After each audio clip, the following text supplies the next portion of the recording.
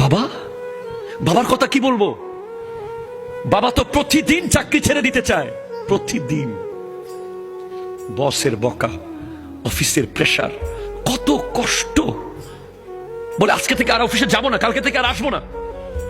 আবার বাসায় এসে দেখে ছেলের পরীক্ষার ফিস, মেয়ের বিয়ের সামনে, ঘর ভাড়া, বিদ্যুৎ বিল, পানির বিল।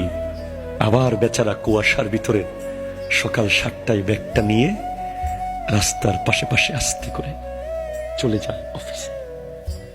মা 10 মাস 10 দিন পেটে রাখে, বাবা 25টা বছর ব্রেইনের ভিতরে ঢুকিয়ে রাখে। বাবা যেখানেই যাক, বাবা বাবা আছে। যার বাবা আছে সে বলে বাবা আমার আছে। কেউ আপনাকে এটা থাপ্পড় মারলে কেউ কথা না বলুক, বাবা এসে বলবে বাবা রে, আমি তোর বাবা আছি তো।